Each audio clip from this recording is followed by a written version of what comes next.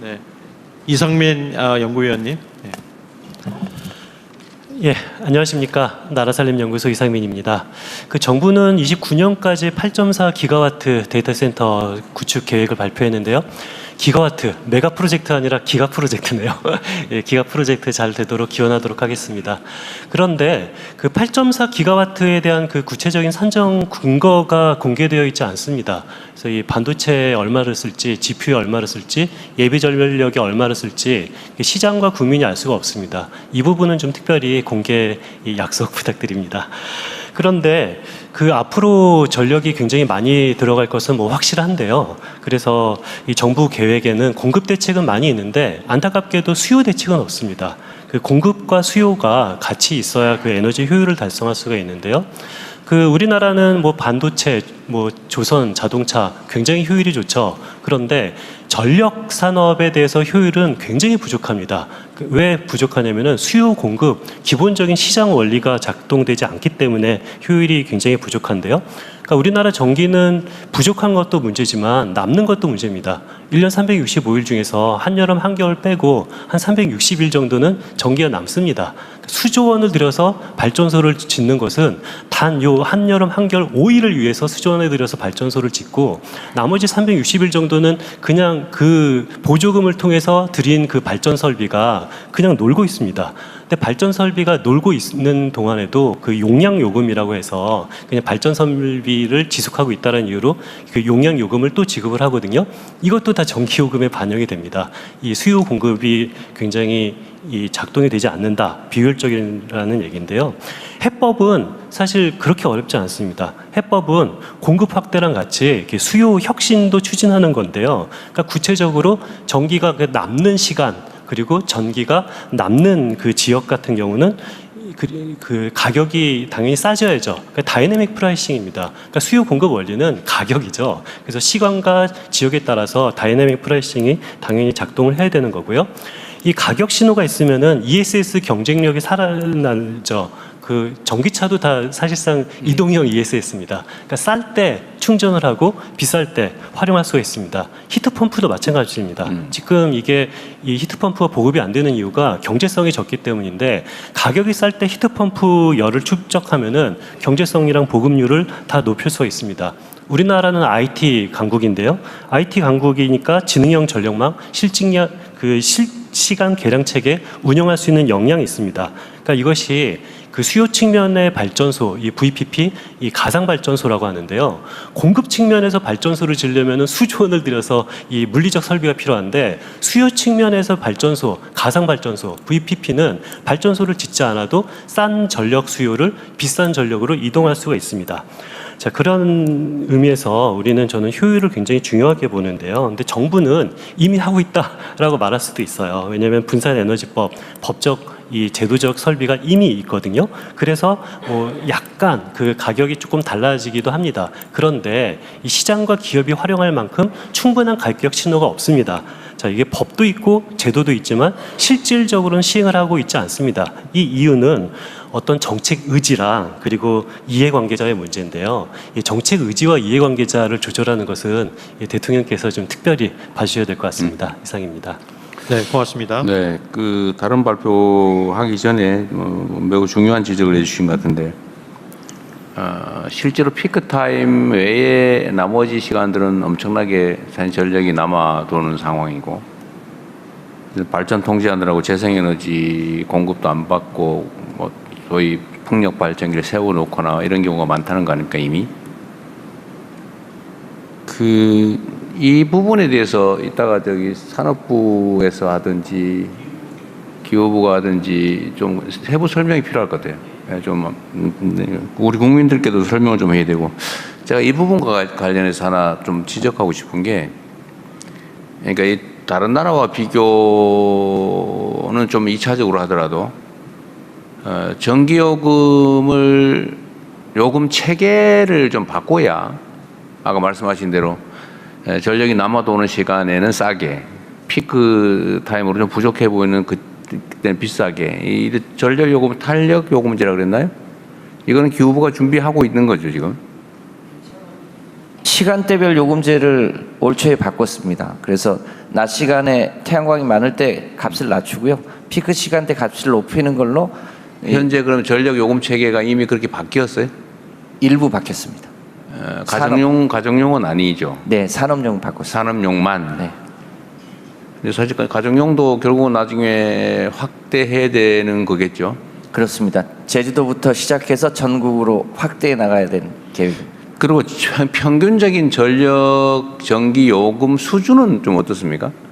냉정하게 지금 물가 관리 때문에 좀 얘기하기 어렵긴 한데 보통은 산업용 전기요금이 더 싸고 가정용 전기요금이 비싼 게 세계적인 추세입니다. 왜냐하면 기업들은 국제 경쟁을 해야 되니까요. 근데 참고로 말씀드리면 우리가 산업용 전기요금이 180원이고요.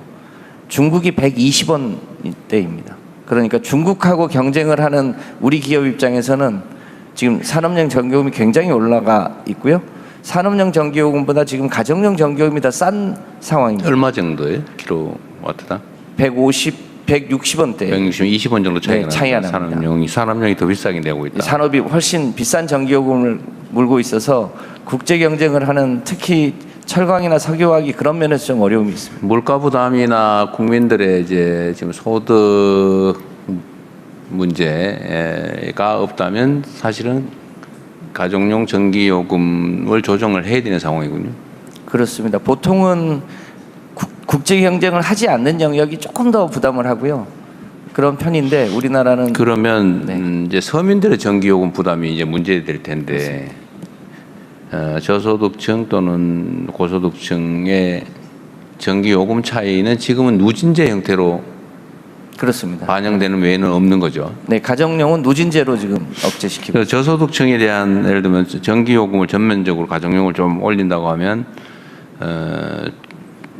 저소득층에 대해서는 일종의 바우처 형태로 지원하는 또 요금 체계상 지원하는 방법이 있을 텐데 그때 전기요금 체계 자체에서는 누가 고소득자인지 저소득자인지 알 수 없으니까 결국 바우처 제도를 도입하는 수밖에 그렇습니다. 없겠네요. 네. 지금 연간 우리 바우처 전기요금 관련된 바우처 예산이 얼마쯤 되는지 아시는 분 계세요? 대략 한 8천억 1조 원이 조금 안 되는 걸로 알고 있습니다. 너무 적네요. 네.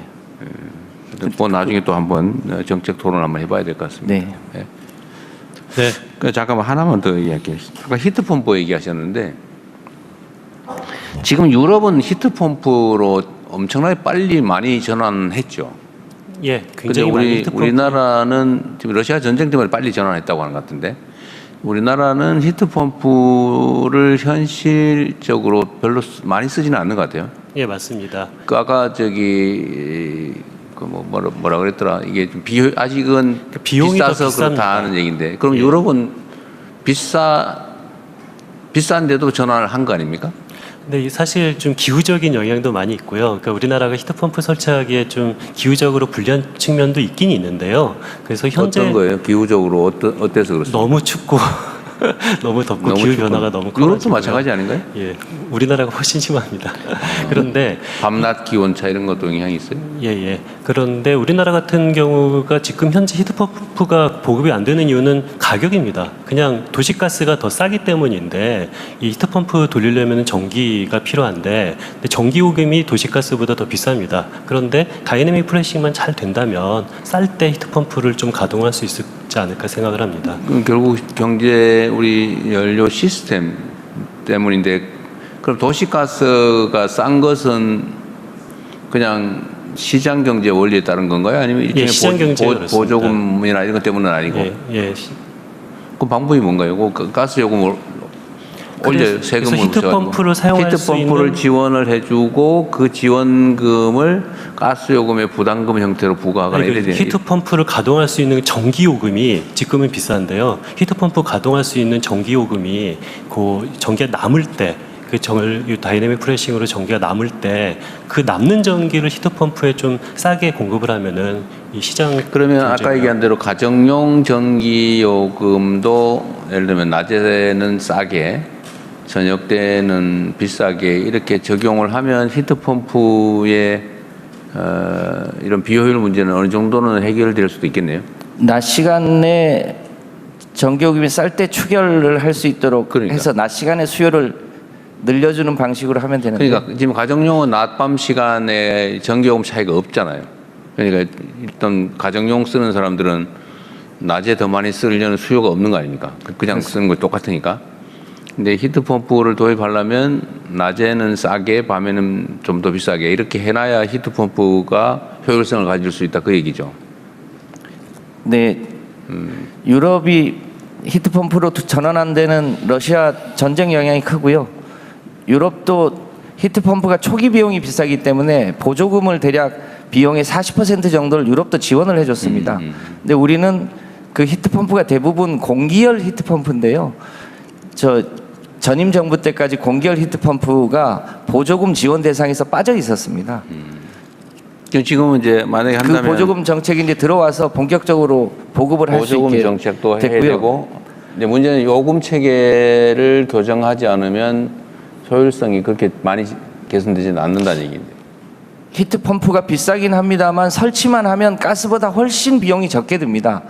적게 들면서도 낮 시간대 추결을 하고 밤 시간대 쓰면 훨씬 더 효율이 올라가기 때문에. 근데 가정용은 지금 밤이나 낮이나 가격이 똑같으니까 사실 그 얘기는 아직은 안 맞는 거죠. 그렇습니다. 그거 고쳐야 가정용은 누진제 문제가 있어서 그 누진제를 풀어주어서 누진제를 풀어주면 일단 지금 얘기하는 히트펌프로 대체하기 위한 뭐 프로그램이나 계획은 있어요?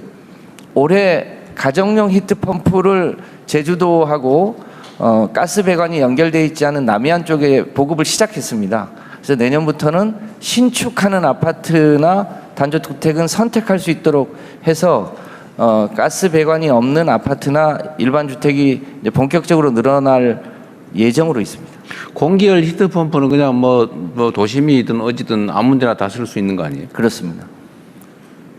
근데 이거는 우리가 전력 사용의 효율성 제고를 위해서는 반드시 해야 될 일인데 속도를 좀 내야 될 일인 것 같네요, 이것도요. 그렇습니다. 내년부터는 이제 아파트도 가스 배관이 없는 아파트를 지을 수 있도록 그렇게 제도도 바꾸고 혁신도 준비를 하고 있습니다.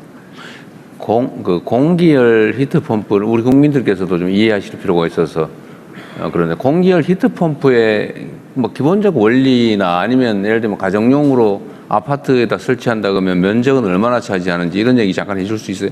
네. 우리가 아는 공기열 히트펌프가 에어컨 냉난방 시스템하고 똑같은데요. 그 정도 수준이? 그 실외기에다가 조금 기능을 추가했어요.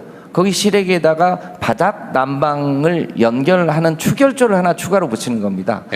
에어컨 정도의 실외기에다가 예, 거기다가 한 200kg 정도 이제 물을 담는 통을 하나 추가로 담고요. 물을 데우거나 예, 바닥 난방하고 온수를 같이 하나의 실외기로 움직인다 이렇게 보시면 됩니다. 그러면 이제 난방을 해결하는 거예요? 냉난방, 그러니까 냉방은 에어컨으로 해결하고요. 바닥 난방과 온수는 그걸로 같은 시스템으로 추결조로 활용. 금액은 얼마 정도예요? 현재는 대략 가구당으로 한다면? 현재는 별도로 설치하면 1,400만 원 정도 드는데요. 그거를 이제 시스템 에어컨하고 통합해서 하면 훨씬 비용을 절약할 수 있게 됩니다. 신규 에어컨 설치는 아예 히트펌프 겸용으로 통합형으로 하면 된다는 거고 한 1,000몇백만 원 드는데 대개 한 40% 정도를 유럽은 지원했다. 우리는 그렇습니다. 얼마 지원하는 거예요? 지금 저희는 초기에 현재는 지방정부 포함해서 70% 지원하는데요. 이제 그건 아주 초기여서 그렇고요. 좀 지나면 50% 이하로 줄여나갈 수 있을 거라고 보고 있습니다. 지금은 이제 에너지 문제 해결을 위해서 에너지 사용을 합리화하는 거는 국가적 과제라 네. 최대한 많이 신속하게 좀 전환해 나가야 되기 때문에 예산 부담은 좀 더 늘리는 것도 검토해야 될 것 같습니다. 지금 70% 정도면 그러니까 지금 아까 충분히 50% 이하로 내릴 네. 생각부터 하고 있는 것 같아서 일단 충분히 확보된 다음에 서서히 내리는 걸로. 네, 지금 이제 수요가 생겨서 대한민국의 그 유명 대기업 두 군데에서 이제 본격적으로 국내 보급을 시작했고 네, 공장도 알겠습니다. 옮겨오고 있습니다. 어쨌든 이거는 개인들에게도 경제적 이익도 있어야 되겠고 그렇습니다. 국가적으로는 전력 사용을 합리화하는 측면도 있고 또 수입 원료 대체하는 측면도 있고 대단히 중요한 과제인 것 같습니다. 네. 예. 다음